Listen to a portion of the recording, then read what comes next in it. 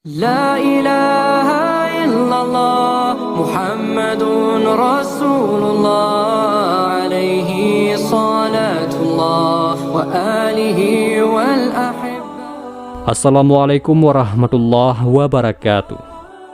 Sahabatku yang dirahmati Allah, pada kesempatan yang berbahagia ini kita akan mengisahkan pengadilan Hurmuzan ketika Umar bin Khattab tidur di emperan masjid.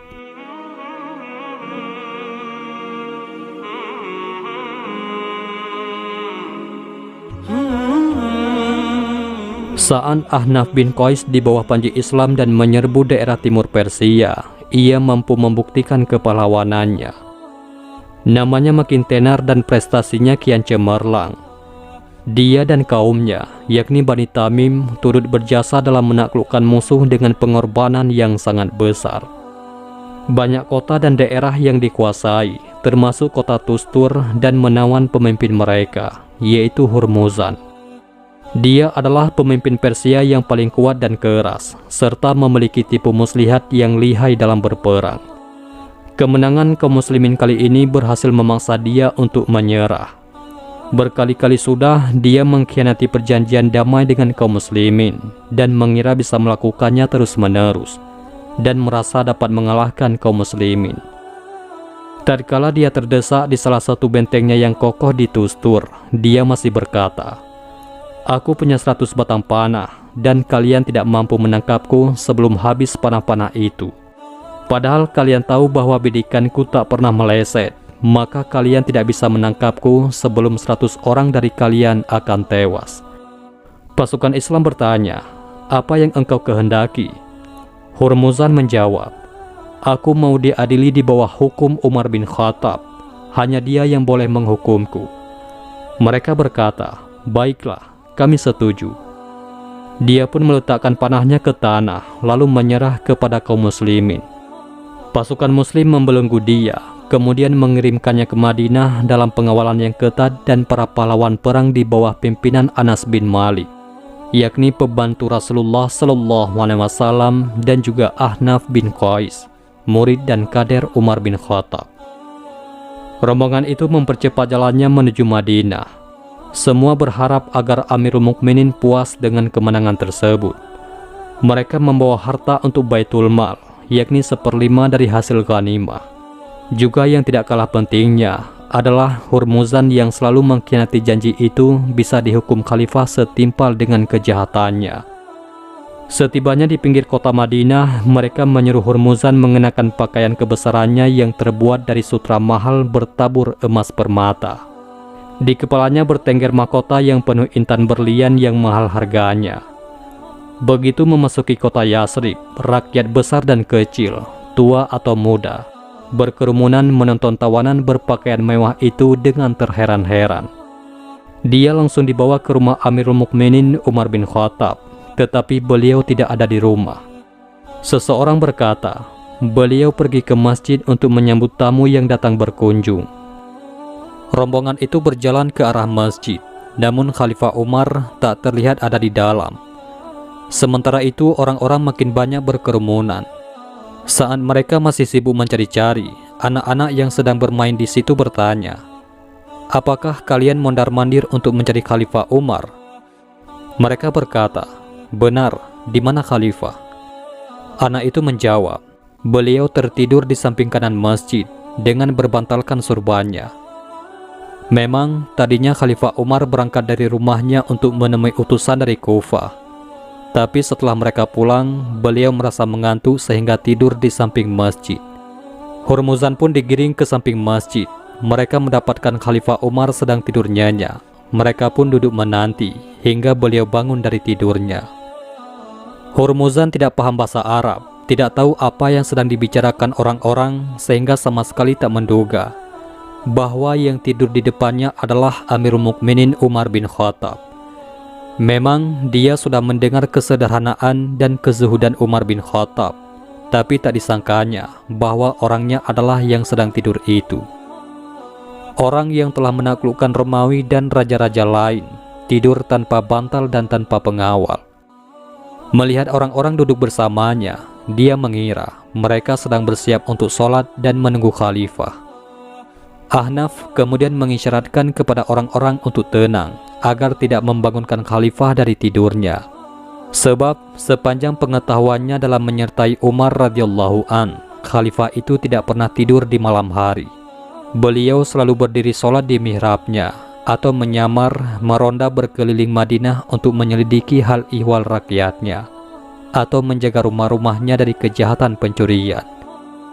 Kemudian tatkala Hurmuzan melihat isyarat Ahnaf kepada orang-orang, dia menoleh kepada Mughirah bin Syu'bah yang bisa berbahasa Persia. Dia bertanya, "Siapakah orang yang tidur itu?" Mughirah menjawab, "Dialah Amirul Mukminin Umar bin Khattab." Betapa terkejutnya Hurmuzan, lalu dia berkata, "Umar, lalu mana penjaga dan pengawalnya?" Mughirah menjawab, "Beliau tidak memiliki pengawal ataupun penjaga." Dia berkata, "Kalau begitu pasti dia nabi." Mughirah berkata, "Bukan, tak ada nabi setelah Rasulullah Muhammad SAW. Hanya saja tingkah lakunya memang seperti nabi." Orang-orang makin padat berdatangan dan suara-suara yang ditimbulkan semakin keras. Umar radhiyallahu an terbangun dari tidurnya dan heran melihat orang telah ramai berkerumun.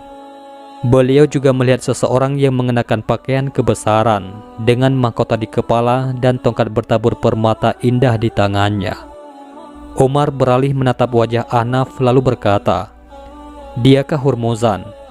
Ahnaf menjawab, "Benar wahai Amirul Mukminin."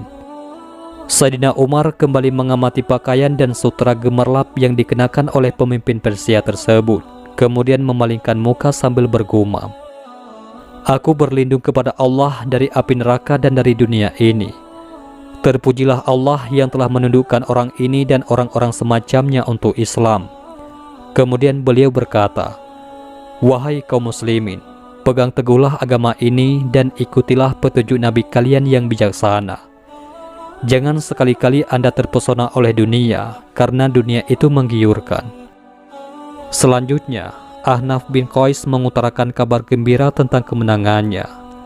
Ahnaf berkata, "Wahai Amirul Mukminin, Hurmuzan telah menyerahkan diri kepada kita dengan syarat akan menerima ketetapan Anda atas dirinya. Silahkan Anda berbicara sendiri kepadanya jika Anda berkenan." Sayyidina Umar berkata, "Aku tak sudi berbicara dengannya sebelum kalian melepas pakaian kemegahan dan kesombongan itu." Mereka pun melucuti semua kemewahan yang dipakai Hurmuzan, kemudian memberinya gamis untuk menutupi auratnya. Sesudah itu, Sayyidina Umar menjumpainya dan berkata, "Bagaimana akibat pengkhianatan dan ingkar janjimu?" Dengan menunduk penuh kehinaan, Hurmuzan menjawab, "Wahai Umar, pada masa jahiliyah ketika antara kalian dengan kami tidak ada Arab, kami selalu menang atas kalian. Tapi begitu kalian memeluk Islam, Allah menyertai kalian sehingga kami kalah.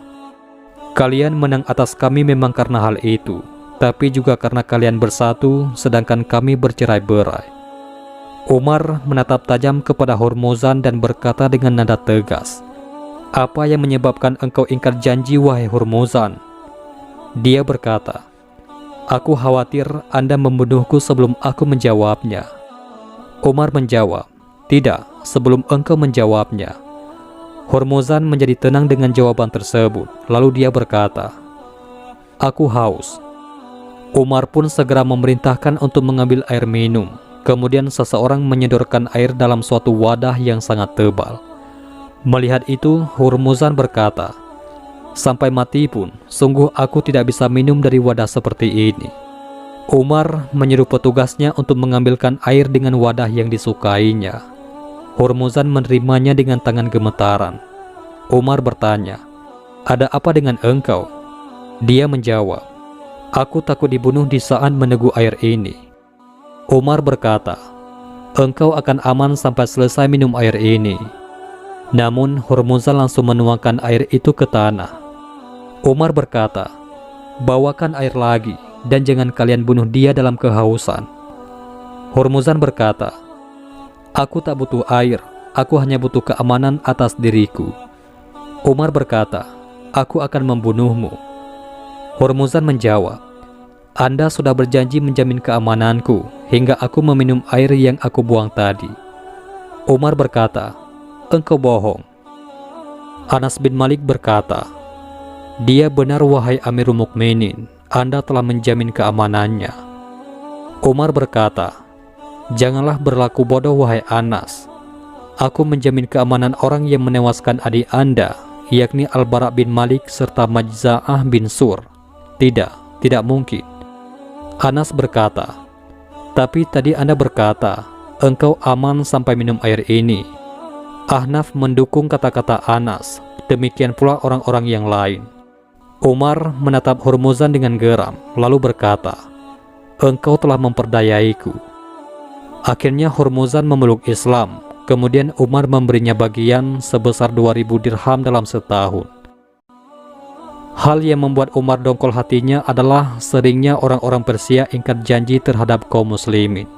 Lalu beliau mengumpulkan para utusan yang datang bersama Hormuzan dan bertanya, apakah kaum muslimin suka mengganggu orang-orang zimmi dan menekan mereka sehingga mereka melanggar perjanjian? Mereka berkata, demi Allah, wahai Amirul Mukminin, tak satupun pejabat kita berbuat keji terhadap mereka, menyalahi janji atau menipu. Umar bertanya, lantas mereka selalu berbalik setiap ada peluang, padahal sudah terikat perjanjian. Umar radhiyallahu an tidak merasa puas dengan jawaban para utusan tersebut.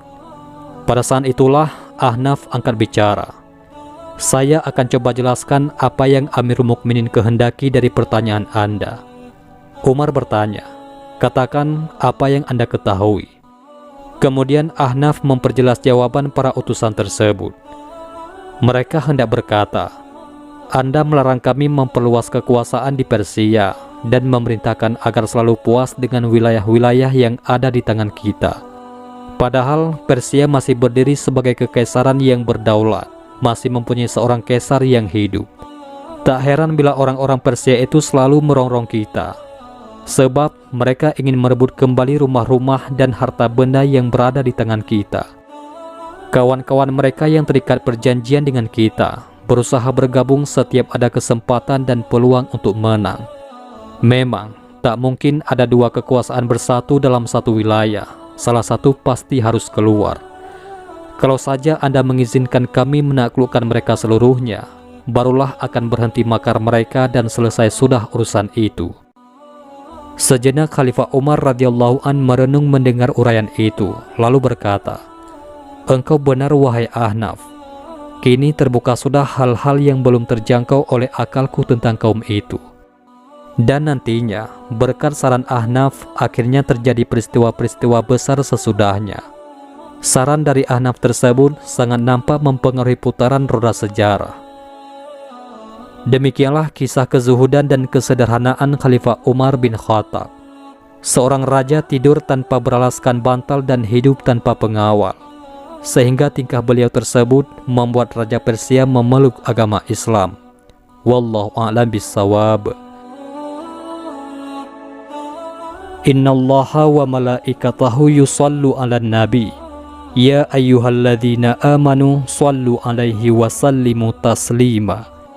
Sesungguhnya Allah dan malaikat-malaikatnya berselawat untuk Nabi. Hai orang-orang yang beriman, berselawatlah kamu untuk Nabi dan ucapkanlah salam penghormatan kepadanya. Allahumma sholli ala sayyidina Muhammad wa ala ali sayyidina Muhammad. Mudah-mudahan ini semua bermanfaat. Assalamualaikum warahmatullahi wabarakatuh.